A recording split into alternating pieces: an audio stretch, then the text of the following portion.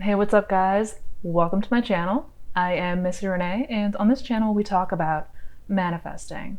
Everything that has to do with manifesting, how to do it, how to properly apply it so that you can make sure that you are accurately manifesting the life that you've always wanted. So if manifestation is a topic that you are interested in learning more about, then definitely subscribe and hit that bell icon, because I release videos every week that give you a step-by-step and precise breakdown in exactly how to manifest anything that you want.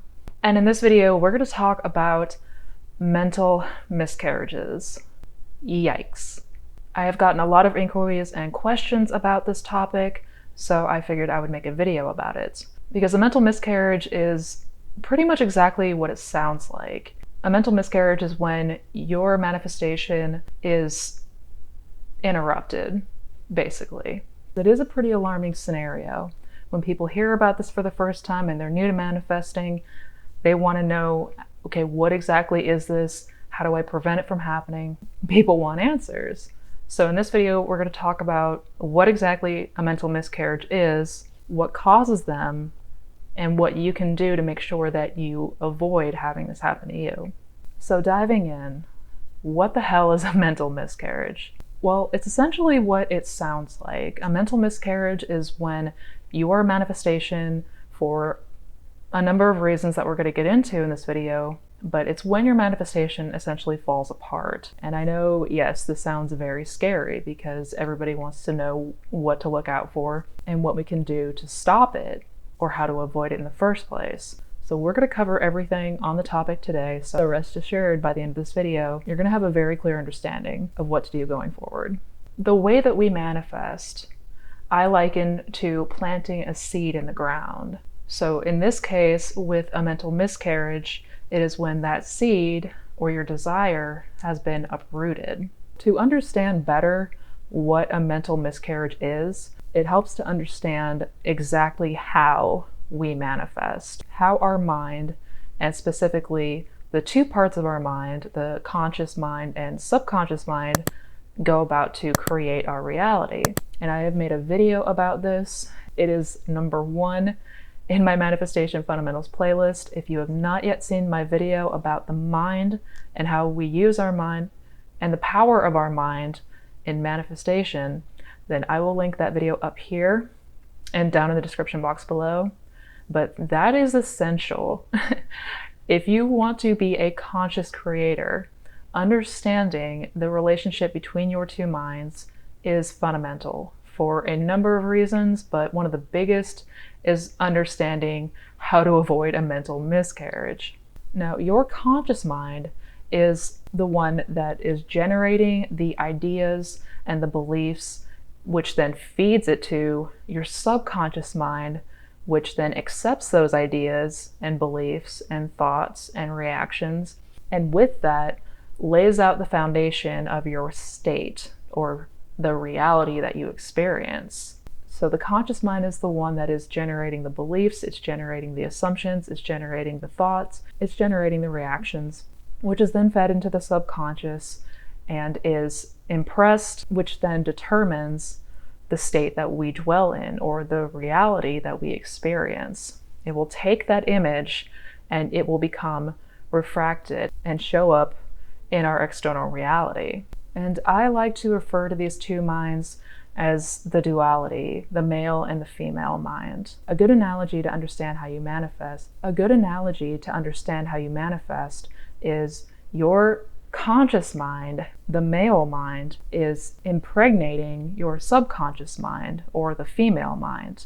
The conscious mind plants a seed into the subconscious, and that seed contains our desired state or the beliefs and assumptions that we carry throughout our day-to-day. And in that seed contains all of the information that is going to determine the state, the experience, the reality that you observe and that you get to tangibly interact with in your 3D world. Think of it like your conscious mind is impregnating your subconscious mind, and that seed contains your desired experience. So with this analogy, it's easier to grasp and understand what exactly is going on here. Just like when a woman has a miscarriage, the same thing can happen with our subconscious mind. It is when that seed that has been planted for a number of reasons gets uprooted and your manifestation falls apart, essentially. So why does this happen? What goes wrong here in this scenario that causes your manifestation to fall apart? From my personal experience and talking to many other people, hundreds of other people, and countless other testimonies online, I've gathered that one of the main reasons, number one, is because you are what Neville referred to as double-minded. And this happens typically when you are not persistent. If you are quick to turn left when you are trying to go right to get to your manifestation and you're thrown off course, you're likely going to experience a mental miscarriage. This could be in the shape of fears, insecurities, anxieties, anything that is telling you otherwise, that you do not have your desired experience or that you're not the person that you desire to be. So be mindful of your reactions and how you react in your day-to-day when it comes to your desire. After you have impressed onto the subconscious whatever it is that you want to walk in the faith during the day that it's already a done deal.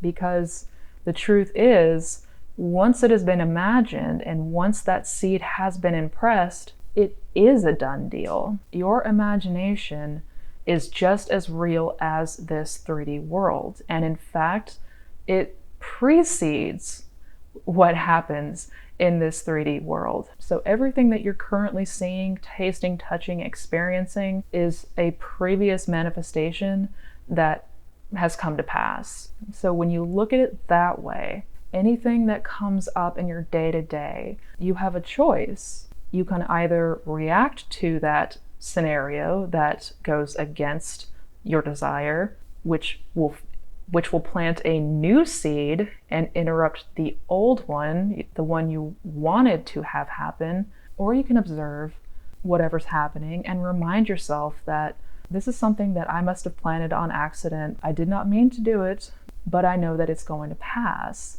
because I am no longer dwelling in that state where that negative scenario or circumstance affects me. You want to stay the course, because to be double-minded or to not be secure in what it is that you want and persist in that state, you're going to find that whatever belief is the most dominant is ultimately going to be the one that you experience, because you can only be in one state at a time. You cannot be in two places at once. So whichever is the most dominant feeling or the dominant belief or the dominant reaction that you have, that is going to determine what happens. That is going to determine your experience. That is going to determine whether or not you continue to experience your same old, or if you plant yourself and secure yourself in a new state, in a new reality where your desire already exists. And to combat this, you really just want to make sure that you are persisting every night, imagining your scene in the state akin to sleep until you start to feel as if you are really there, as if what you are imagining is what you are actually experiencing in real life. Keep persisting.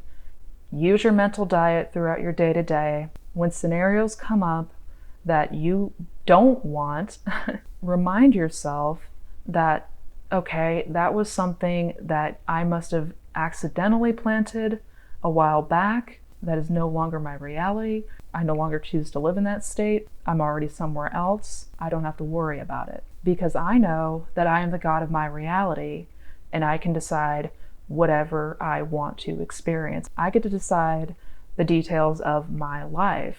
I am the operant power here. I don't want that. I will not acknowledge that, because I am already in the end. I already have my desire. The other thing that could cause a mental miscarriage, number two, is when you are trying to mess with the middle.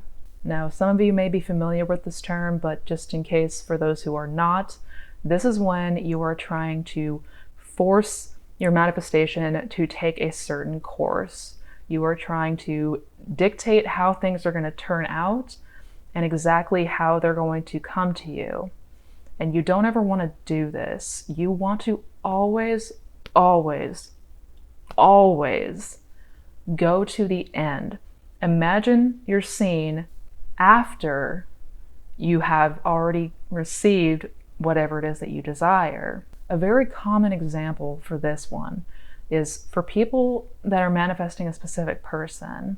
I have had a number of people that I've coached who were trying to manifest a text message, they were trying to manifest an apology, they were trying to manifest going on a date. And while that is great and fine, if you ultimately want something more with that person, if your ultimate desire is marriage or a long-term committed relationship, then go to that. Bring that up in imagination. Construct your scene from after the wedding or after your 10-year anniversary, whatever. Because what happens here for a lot of people is they may successfully impress their subconscious and they may get that text message or they may get that date, but after that, everything's just going to fall apart, because after that seed has come to fruition, after that desire has come to fruition, it's really however you react that's going to determine what happens after the fact. So a number of things can go wrong here. You don't ever want to try to predetermine the outcome. And another reason this is so important is because our subconscious mind is infinitely more powerful than our conscious mind, and it knows ways that we cannot comprehend on a conscious level. So if you are trying to force your manifestation to appear by a specific means, you're doing yourself a disservice by doing so. All you have to do is go to the end and live in that end, knowing it is already done. And for a lot of people, especially when you're new, this can be particularly difficult. I get it. I've been there. But if you are able to build that faith and remain in that faith, you will see the fruits of your desire come to you. And this is what typically happens in this scenario when you are messing with the middle. Because what happens when you mess with the middle, a lot of times people will try to, at first, imagine an end scenario. They will try to imagine a wedding or being with that person for a long time. But then, for whatever reason, maybe you're impatient, maybe you need to see things hurry up and move along quicker. So you try to, instead of persisting in that end, a lot of people decide to instead, let's do something that I'm going to see results a lot faster. Let's try to manifest a text message. Maybe the wedding is just too much. That's too far. I need to see something now. I need to have proof of this now. And then they'll imagine a text message or an apology. But what happens if you do that is you are uprooting that previous seed when you have planted that wedding or that 1-year anniversary, and you are replacing it essentially with a new seed, with that text message or that apology. So you may not get to the end because you never gave it a chance to ripen and fully come to fruition. So do not try to mess with the middle. Do not try to disrupt your manifestation. Do not try to coerce the bridge of incidents that will ultimately get you there. All you have to do is live in the end. The other reason that this can be so detrimental is because if you're not living in the end, you are acknowledging that you do not have your desire. If you are not living in that wish fulfilled, you are acknowledging that you are lacking your desire. And so that will ultimately be what you experience. We are constantly planting these seeds. Our conscious mind is constantly feeding these beliefs, these assumptions, and these reactions into our subconscious. And it is whatever is dominant that is ultimately going to come to pass. Whatever that dominant belief is, whatever that dominant feeling is, that's going to be the one that you experience. And lastly, and I would argue the biggest reason that people have these mental miscarriages is doubt. Doubt absolutely will kill your manifestations, sometimes before it's even had a chance to be impressed. And I would also argue that this is the most common reason that people have these mental miscarriages, or that they ultimately don't get what they desire. And I made a video all about doubt and explaining on what you can do to alleviate that doubt, the steps that you can take to get over that hurdle. If you are having trouble manifesting, if you are having these hindrances, I strongly recommend that video. I will leave it up here and also down in the description box below. Doubt is, again, that acknowledging of lack. Doubt is confirming that you do not have your desire. Doubt is that confirmation that you are lacking whatever it is that you want. Sowing the seeds of doubt are only going to bring you more lack. They're only going to feed you more and more of what you don't have and what you don't want. So again, if this is something that you are struggling with, definitely check out that video down in the description box. It's why you are not manifesting, and it is by and far, from what I've seen and from my own personal experience, the number one reason that people struggle to manifest or have these mental miscarriages. That said, there are a number of things that you can do to make sure that this doesn't happen to you. And I would argue that unless you are constantly filling your head with negative scenarios, unless you are constantly in that state of anxiety, unless you are constantly in that doubtful state, as long as you persist in using your imagination while in the state akin to sleep, persist in that wish fulfilled, and persist in your imaginal act every night until you feel it's so real that there is not a shred of doubt that you already have the thing that you want, or you already are the person that you desire to be. And in your waking hours, while you are waiting for your manifestation to materialize, while you're waiting for that bridge of incidents to bring you to your desire, use your mental diet. Note your inner conversations. Observe your thoughts. The self-observation is so key at the beginning. It does take some effort at first. These teachings are simple, but they're not very easy in the beginning, because what we are trying to do is uproot old beliefs and old assumptions and old habits that, frankly, as humans, naturally, we don't like change. We abhor change. We will fight tooth and nail to do the same old, whether we consciously want it or not. So this does take a bit of effort at first, but rest assured, guys, this becomes so natural to you. Once you have been doing this, and once you persist enough, it becomes second nature.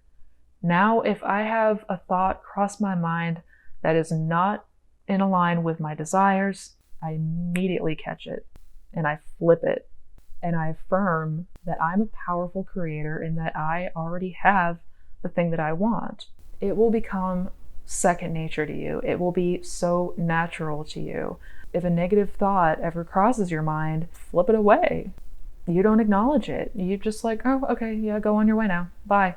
So what happens when you experience this mental miscarriage? What do you do after the fact? Well, you start over. You plant that seed again, and this time you persist. And this time you really, really do the self-observation. You really do the mental diet.